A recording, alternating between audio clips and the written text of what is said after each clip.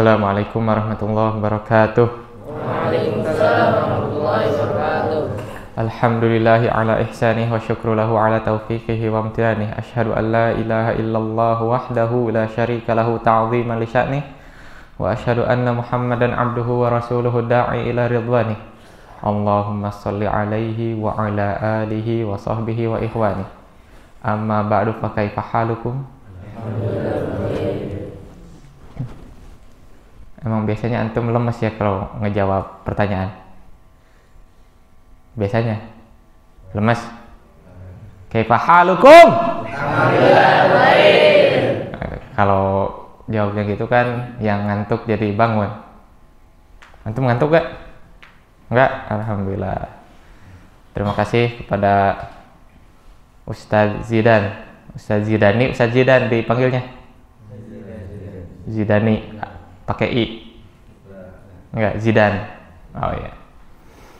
Dan tentu saja Ustadz Ahmad Azizi dan Ustadz Utsman yang telah menjamu anak. Kemudian Ustadz Adit juga, terima kasih. Ini santri dari Bogor semua nih? Atau ada luar Bogor juga?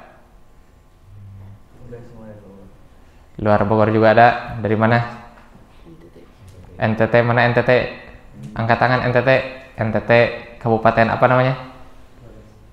Flores. Terus apa lagi? Jakarta, mana Jakarta? Jakarta. Terus mana lagi? Depok, mana Depok? Satu aja. Terus mana lagi? Udah? Cuma 4 berarti. Bogor, Depok, Jakarta, Flores, udah. Gak ada lagi selain itu? Oh, berarti kebanyakan Bogor ya. Nah, karena ini suasana pagi, anak tuh selalu suka menyampaikan kalau pagi itu, entah itu di masjid, entah itu di pondok, sebuah hadis dari Rasulullah Shallallahu Alaihi Wasallam. Beliau bersabda, man asbaha minkum aminan fi sirbihi mu'afan fi jasadihi wa indahu qutu yaumihi faka'annama hijat lahud dunya. Barang siapa di antara kalian yang mendapati pagi dalam keadaan aman. Kalian dalam keadaan aman, tidak dalam keadaan bencana, tidak juga dalam keadaan peperangan seperti yang ditimpa saudara-saudara kita di Palestina. Kalian di sini aman. Kemudian mu'afan fi jasadihi, kalian sehat, tidak ditimpa penyakit. Kita tahu tidak sedikit orang yang saat ini itu sedang terbaring di rumah sakit. Kemudian indahu qutu yaumihi, dia punya makanan untuk hari itu aja. Antum punya makanan buat hari ini aja, itu udah untung. Apalagi antum punya makanan buat seminggu ke depan, apalagi sebulan ke depan. Faka'annama hijat lahu dunya, maka seakan-akan dia mendapatkan dunia. Jadi dia udah punya dunia, punya 3 hal itu tuh. Keamanan, kesehatan, makanan. Dan makanan antum punya untuk hari ini aja, itu sudah untung. Dan mumpung ini juga suasana Syawal, ana juga ingin menyampaikan sebuah hadis. Rasulullah SAW bersabda, man shoma Ramadan tsumma atba'ahu sittan min Syawal kana qasiyamid dahr. Atau dalam riwayat yang lain, shomas sanata kullaha. Barang siapa yang berpuasa Ramadan kemudian diikuti oleh berapa hari? 6 hari di bulan Syawal, maka seakan-akan dia berpuasa selama-lamanya. Dan pada riwayat yang lain berpuasa setahun penuh.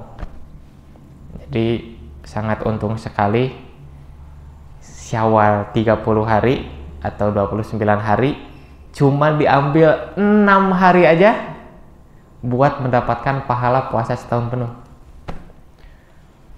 Bahkan di riwayat yang lain puasa selama-lamanya.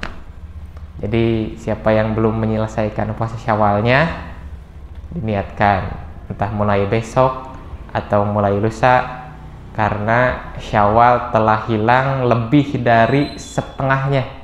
Sekarang tanggal berapa Syawal? Hah?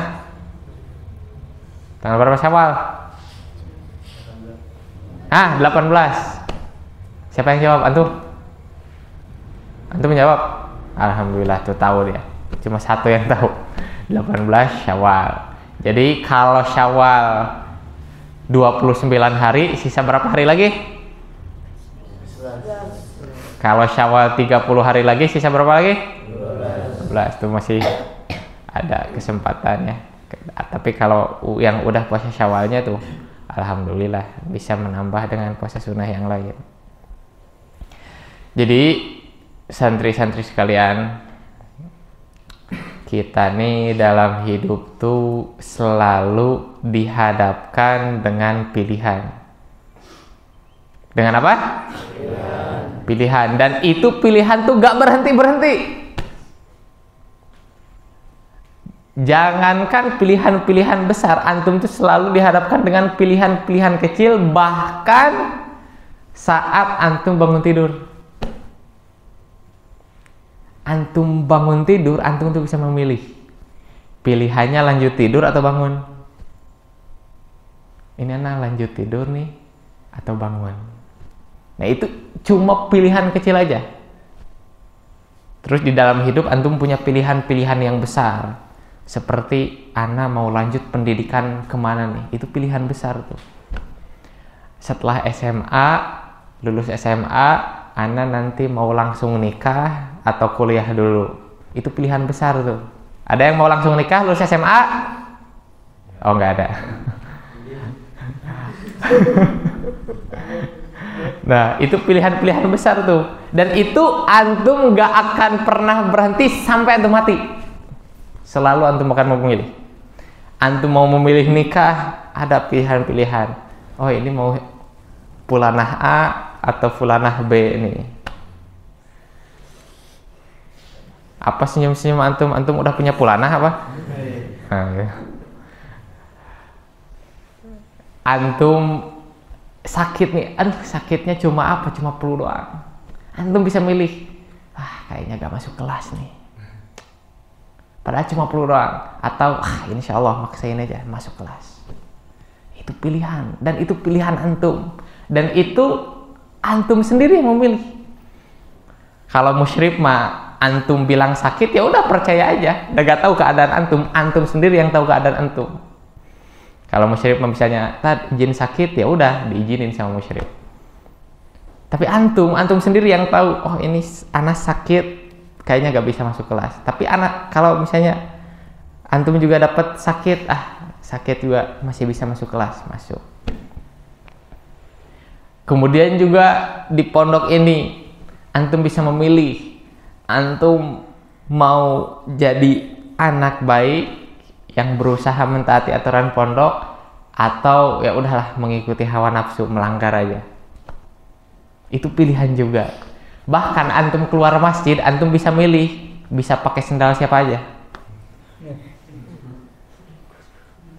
Kalau antum pakai sendal sendiri, antum gak dosa. Kalau antum pakai sendal orang tanpa izin, antum berdosa.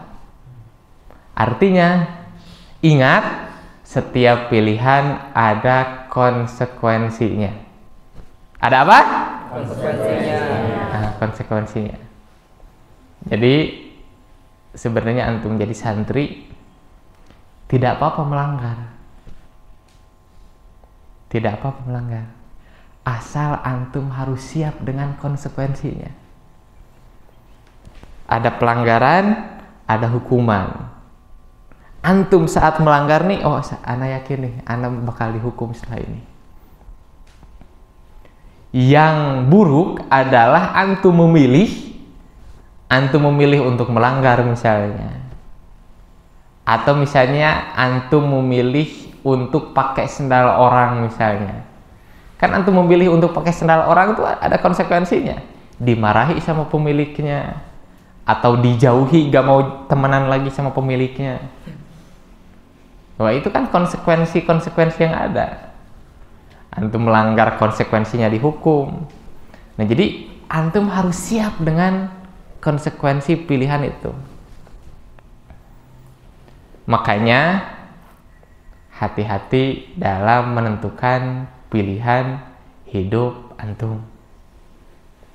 Antum nih sekarang bisa memilih, antum mau lanjut belajar di pondok ini atau udahlah anak kabur aja. Antum bisa memilih seperti itu? Bisa, tapi yang ingat yang mendapatkan konsekuensinya itu antum sendiri, bukan orang lain. Misalnya, anak gak mau mondok lagi, mau masuk SMA aja, SMA umum. Atau misalnya SMP juga, udahlah anak mau pindah. Itu pilihan antum. Dan mungkin sebagian dari antum ada yang mondok dipaksa orang tua, ada? Ada gak? Atau pilihan sendiri semua nih? Wah, masa? Ya, ada yang dari awal pilihan sendiri, wah itu kenikmatan. Ada yang awalnya dipaksa, tapi setelahnya pilihan sendiri, ada. Tapi ada yang dari awal dipaksa sampai lulus dia masih gak ridho. Ada kayak gitu? Ada juga, jadi macam-macam nih. Tapi ya semuanya kembali ke pilihan antum. Bahkan antum mondok di sini pun gak semuanya dari antum sukses. Ada yang sebenarnya jasadnya di sini, ada jasadnya di sini, tapi malas-malesan. Atau bahkan ada sebenarnya dia masuk kelas setiap hari, tapi bengong pikirannya kemana-mana sehingga dia gak dapat apa yang dikatakan guru. Ada juga. Nah, itulah pilihan-pilihan dalam hidup antum. Dan ingat, beban semakin antum besar, itu semakin berat. Ana tanya kepada antum, ujian anak SMP sama ujian anak SMA, sulit mana? SMA. Ujian anak SMA sama ujian anak kuliah, sulit mana? Kuliah. Ujian hidup anak kuliahan sama ujian hidup orang yang sudah menikah, sulit mana? Yang sudah menikah. Beban hidup suami yang punya istri aja sama beban hidup suami yang punya anak juga, besar mana? Besar yang punya anak. Jadi intinya antum hidup tuh, menjalani hidup, antum tuh sedang menuju beban yang besar. Bukan berkurang beban antum tuh, tapi menambah setiap harinya. Kelas 1 naik ke kelas 2 tambah beban. Kelas 2 naik ke kelas 3 bukan berkurang beban, tambah. Jadi antum tuh menjalani hidup setiap harinya sedang menuju ke beban terbesar. Apalagi kelak setelah mati itu beban hisab. Artinya apa? Kalau antum mau mudah hidup, antum harus persiapkan diri antum. Dan yang paling mudah mempersiapkan diri adalah dengan ilmu. Dengan apa? Ilmu. Dengan ilmu. Dan kembali ke tadi, pilihan antum. Di waktu-waktu senggang antum mau banyakin main atau banyakin belajar? Bahkan saat di kelas, bahkan saat kajian sekarang, antum milih mendengarkan pembicara yang ada di depan atau antum milih tidur? Pilihan antum. Ada yang itu pilihan. Gimana? Masih ada yang mau tidur? Wah, alhamdulillah langsung. Pilihan antum. Antum lagi dengerin kajian ini nih, antum mau pilih tidur, mau pilih dengerin. Antum mau pilih ngobrol sama yang teman di samping antum, kayak dia tuh ketawa ke teman sampingnya tuh. Nah, atau antum pengen mendengarkan, atau ada juga teman yang biasa colek-colek sampingnya, ada lagi kajian colek-colek. Itu pilihan antum juga, ada konsekuensinya, dan saat antum juga melanggar ada konsekuensinya. Nah, terkadang antum bingung menentukan pilihan. Antum kadang mendapatkan kebingungan nggak? Misalnya simpel aja, antum masuk ke katakanlah tempat jajanan, warung, terkadang mendapatkan kebingungan, aduh ini duit segini mau beli apa ya? Kadang dapat nggak seperti itu? Kadang dapat. Atau di hal-hal yang lain. Nah, jadi antum tuh saat bisa menentukan pilihan-pilihan kecil, antum insya Allah siap untuk menentukan pilihan-pilihan besar. Dan saat antum menentukan pilihan-pilihan besar, antum harus sangat berhati-hati. Ya seperti misalnya antum mau kelak mau kuliah di mana, itu tuh pilihan besar.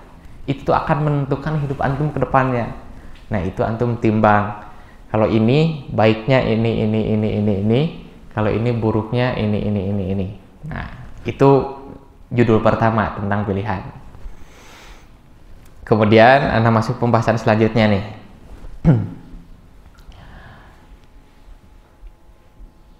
Jadi di dalam dunia ini ada yang bisa kita atur dan ada yang gak bisa kita atur. Ada dua ya. Yang pertama yang bisa diatur, yang kedua yang nggak bisa diatur. Ulangi lagi, yang pertama apa? Yang bisa diatur. Yang kedua? Yang nggak bisa diatur. Nah, antum kalau mau gampang menjalani hidup, fokus ke yang antum bisa atur. Apa misalnya nih, biar antum gampang nih. Misalnya apa yang bisa diatur kayak tadi, antum bangun tidur, antum mau langsung bangun atau mau tidur lagi, itu antum, aturan ada di tangan antum tuh. Antum dengerin kajian ini, antum mau biarkan hawa nafsu antum tidur atau antum mau dengerin, itu di tangan antum. Tapi yang nggak bisa diatur, omongan orang lain kepada antum, itu nggak bisa antum atur. Penghinaan orang lain kepada antum, itu antum nggak bisa atur. Atau musibah yang terjadi pada antum gak bisa atur. Misalnya ada yang ngebully antum, gangguin antum di pondok ini, mau teman antum, mau kakak kelas antum. Ingat, antum tuh gak bisa atur penghinaan orang lain, gak bisa atur kata-kata orang lain kepada antum. Maka antum jangan stres mikirin kelakuan orang lain kepada antum. Yang antum bisa atur tuh kelakuan antum. Kayak gini misalnya, antum pernah kehilangan? Entah itu kehilangan uang atau dompet atau kehilangan sendal, pernah? Pernah. Antum hilang sendal, antum gak bisa atur, musibah udah terjadi kepada antum. Antum keluar, sendal antum gak ada, oke? Ingat, antum gak berkuasa. Antum nggak bisa terus langsung ada sendal antum, nggak bisa. Udah antum keluar masjid, udah ada yang pakai sendal antum, udah gak ada sendal antum. Tapi antum bisa milih, antum mau pakai sendal orang lain juga, antum mau gosok sendal orang lain juga, atau udahlah antum ceker aja. Kalau antum digosok sendal antum, terus antum gosok juga sendal orang lain, gak habis-habis itu gosok. Sendal antum gak ada, udahlah anak pakai sendal orang. Nanti orang yang antum ambil sendalnya pakai sendal orang lain juga, jadilah dosa itu terus-menerus mengalir. Alhamdulillah ya anak, selama dulu di pondok, di Aroya, alhamdulillahnya Anak kalau keluar dapat sendal anak gak ada, alhamdulillah anak lebih baik memilih nyeker. Anak lebih baik memilih kaki anak kotor, alhamdulillah. Jadi pilihan antum. Antum kehilangan, antum gak usah ngedumel. Tahu ngedumel? Apa ngedumel tuh? Pokoknya intinya mencela takdir. Misalnya antum kehilangan, kenapa ini hilang? Kenapa ini terjadi kepadaku? Atau antum bilang seandainya, dan seandainya itu dikatakan di dalam hadis. Fa innalau taftahu amala syaiton. Karena sesungguhnya kata-kata seandainya itu membuka pintu setan. Misalnya antum katakanlah naruh uang 500.000 di saku, terus antum main dan lain sebagainya, terus hilang. Setelah main, dicek gak ada. Terus antum bilang, seandainya anak tadi gak taruh di saku. Nah, itu gak boleh. Udah, itu bukan di luar kuasa antum, itu antum gak berkuasa atas kehilangan. Nah, jadi fokus sama hal-hal yang antum bisa atur. Antum mau mendengarkan kajian ini, antum mau tidur, pilihan antum bisa atur. Oke, itu pilihan judul kedua. Yang judul pertama tadi apa? Tentang apa? Pilihan. Yang judul kedua? Nah, itu tentang takdir. Jadi ada hal yang bisa kita pilih, ada hal yang udah antum harus katakan itu takdir, ya udah, nggak bisa antum atur. Ini terakhir nih, judul ketiga terakhir. Terakhir judul ketiga sebelum antum bersih-bersih. Bahwasanya di dunia ini ada hal-hal yang terlihat, ada hal yang tidak terlihat. Pertama hal yang terlihat, yang kedua yang tidak terlihat. Pertama apa? Yang terlihat. Nah, atau bahasa lainnya nampak dan tidak nampak. Yang nampak apa? Misalnya ya pakaian antum, peci antum itu nampak. Tapi yang tidak nampak pikiran antum. Kan orang lain gak tahu pikiran antum. Antum lagi mikir apa sekarang gak tahu.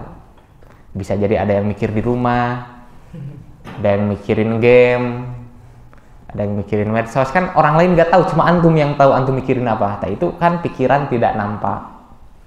Hati juga hanya Allah yang bisa melihatnya, orang lain gak bisa lihat. Nah, orang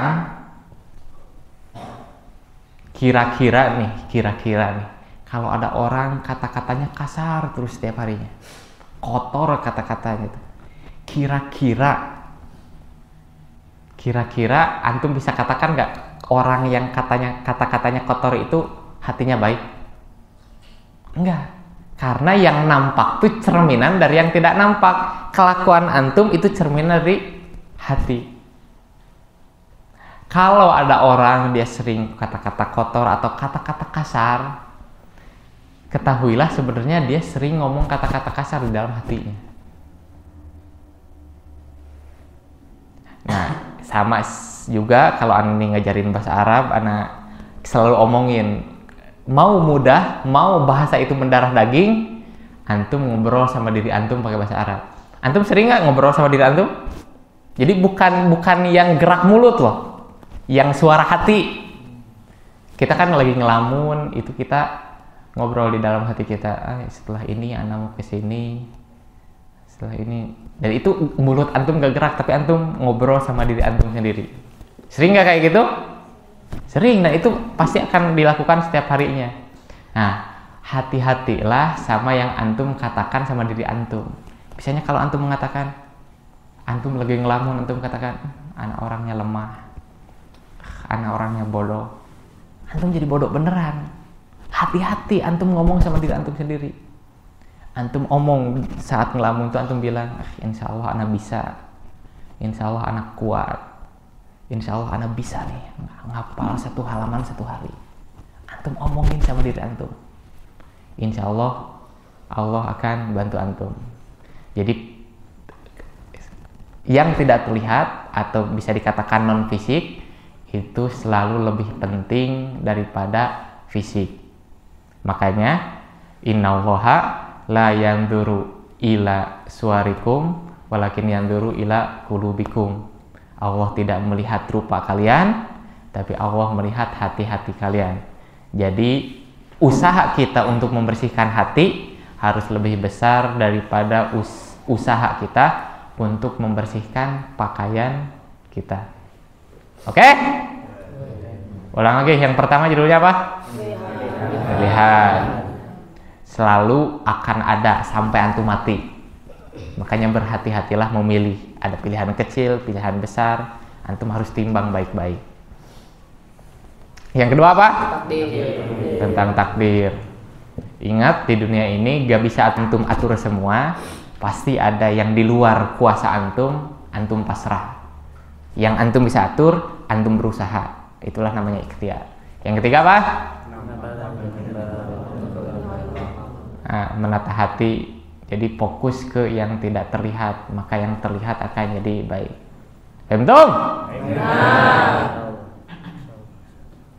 Terus sekarang apa Ustadz Utsman? Kita buka sesi tanya jawab dulu. Kalau ada yang mau nanya, kayaknya ini gak ada yang mau nanya kan? Bener gak? Mau nanya apa tuh? Anak kalau kajian di SMP SMA mah jarang yang nanya. Kalau kajian di anak kuliahan tuh banyak yang nanya. Jadi kalau antum udah berani nanya di kajian, kelas antum kelas anak kuliahan. Ada yang mau nanya? Gak ada. Ini mah kelas anak SMA semua. Ada yang mau naikin kualitasnya jadi anak kuliahan? Apa yang berbobot? Yang tidak berbobot juga gak apa-apa. Misalnya Tad punya anak berapa gitu gak apa-apa. Atau punya istri berapa misalnya gitu.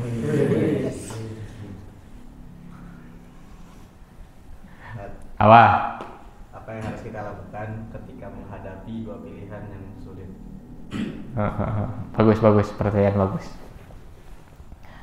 Jadi pilihan tuh memang kadang mudah, kadang sulit. Benar.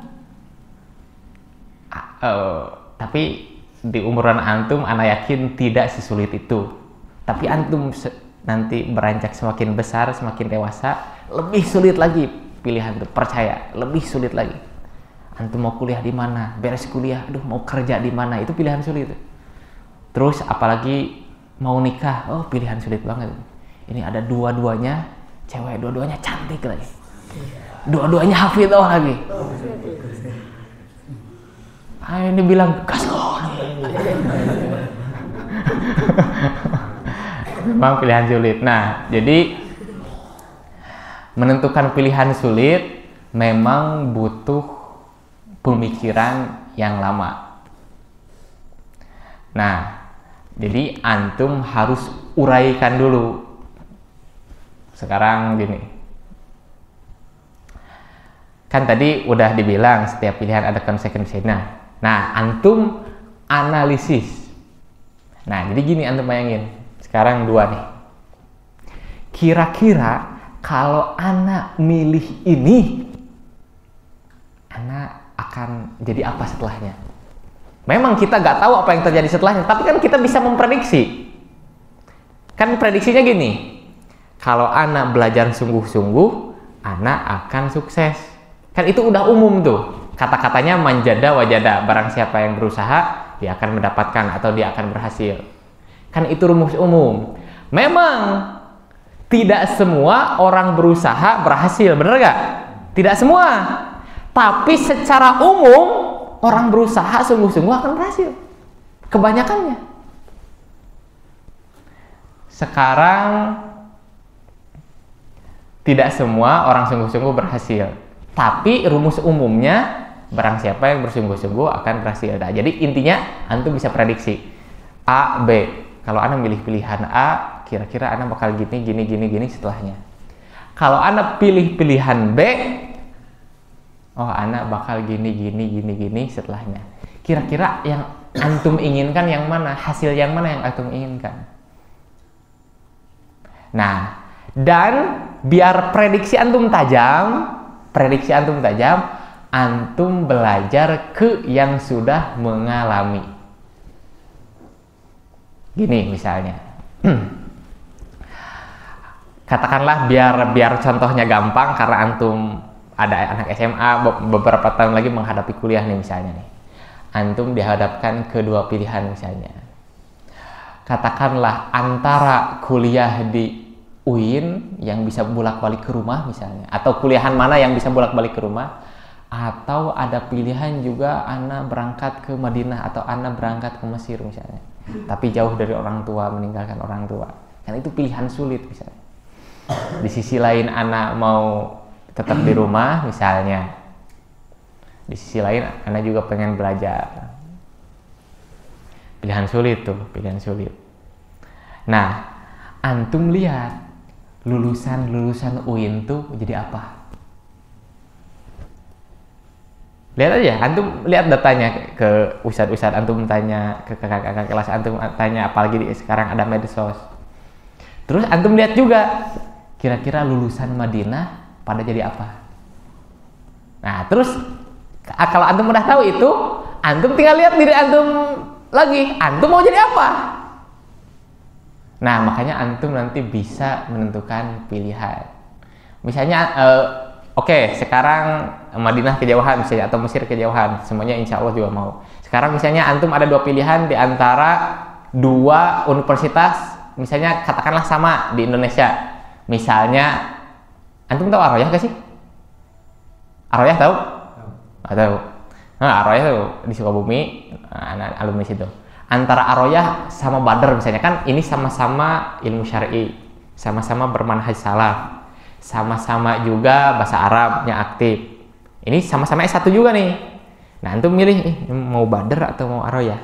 Antum lihat aja lulusan Ar-Royah jadi apa? Kebanyakannya, walaupun beda-beda, kebanyakannya jadi apa? Lulusan Badr jadi apa? Nah, dan antum mau jadi apa? Karena gini, walaupun tidak semua sesuai dengan rumus, tapi antum harus berpegang kepada rumus. Antum misalnya pernah nemu tukang parkir? Antum yang di belakang, antum pernah ketemu tukang parkir gak? Antum pernah ketemu tukang parkir? Pernah? Dikasih berapa sama antum? Oh, 2.000 aja. Nah, mungkin nggak anak gini ya? Apakah mungkin? Jadi antum kan sekarang nih ada sosok tukang parkir. Antum bisa prediksi kira-kira 10 tahun yang lalu dia sebagai apa? Apakah mungkin 10 tahun lalu tukang parkir itu santri? Anak kira nggak akan mungkin lulusan pondok jadi tukang parkir. Bener nggak? Jadi ada sesuatu yang nggak masuk akal gitu. Masa lulusan pondok jadi tukang parkir? Nah, atau bisa jadi mungkin ada lulusan pondok jadi tukang parkir, tapi dia di pondoknya nggak bener, sering melanggar, sering kabur, jadilah dia preman atau tukang parkir.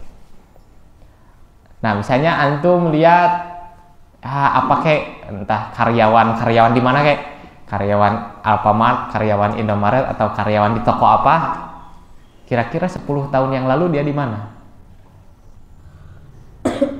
Ya, kemungkinan terbesarnya ya dia di SMP umum, dia di SMA umum. Karena secara rumus gak mungkin orang belajar di pondok, belajar ilmu syar'i, tapi setelahnya jadi kasir atau setelahnya jaga toko. Walaupun ada kemungkinan itu, tapi rumus umumnya gak gitu.